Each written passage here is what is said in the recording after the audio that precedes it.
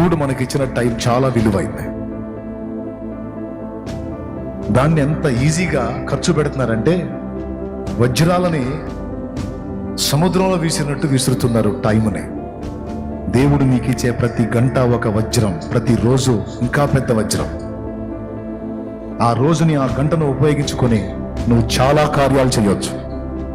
కానీ సెల్ ఫోన్లో నువ్వు రీల్స్ దగ్గర కూర్చుంటే గంట అంటే లెక్క లేకుండా గడిచిపోయింది. చూస్తానే 2 గంటలంటే లెక్క లేకుండా లేచిపోతాయి. అవునా కాదా? ఎంతమంది ఒప్పుకుంటారు? చేతులు ఎత్తండి. ఈరోజు చదువుకున్నోడు, చదువు లేనోడు, చిన్నోడు, పెద్దోడు, ముసలోడు కూడా దిక్కుతున్నాడు. లోకంలో ఏడాడ చెత్త అంతా వస్తుంటుంది. అందులో ఈ జీవితం అంతా దానికే తగలు పెడుతున్నాడు. తన జీవిత కాలం అంతా సేవ చేసి సువార్త ప్రకటించి సుమారు 60 సంవత్సరాలు దాటిన ప్రాయంలో ఒక దైవజనుడు తన వారితో ఏమన్నాడో తెలుసా?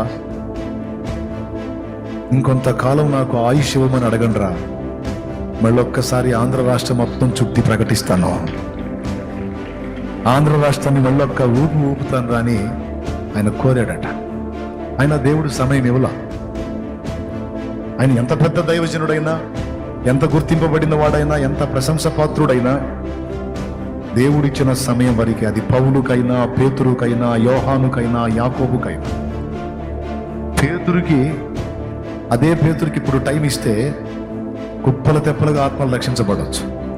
అదే పౌలుని ఇప్పుడు ఉంచితే కుప్పలు తెప్పలుగా సంఘాలు కట్టబడవచ్చు. కానీ పౌలు పేతురులకి ఇవ్వాల.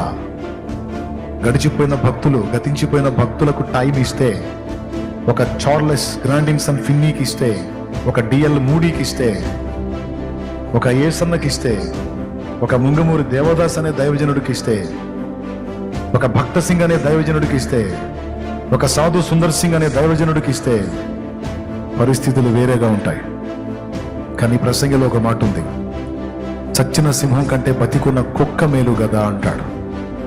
వారు వెళ్ళిపోయారు ప్రభు పాదాల దగ్గరికి. వాళ్ళు ఎంత సమర్పణ కలిగిన భక్తులైనా వాళ్ళకిచ్చిన టైం అయిపోగానే దేవుడు తీసుకుంటాడు. టైం మరొకరికి ఇస్తాడు. నా తమ్ముడు, నా చెల్లి, నీకు దేవుడిచ్చిన టైం ఎప్పుడో నువ్వు రాసుకున్నావా?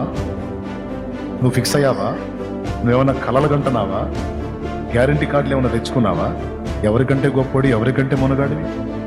దేవుడు నీకు ఇచ్చిన విలువైన టైంని సద్వినియోగం చేసుకుంటే పనికొస్తావు, దేవుని పని చేస్తావు, 4 జీవితాల్ని కడతావు, 4 వెలిగిస్తావు, 10 మందికి ఆధారం అవుతావు, 10 మందిని పరలోకం చేరుస్తావు.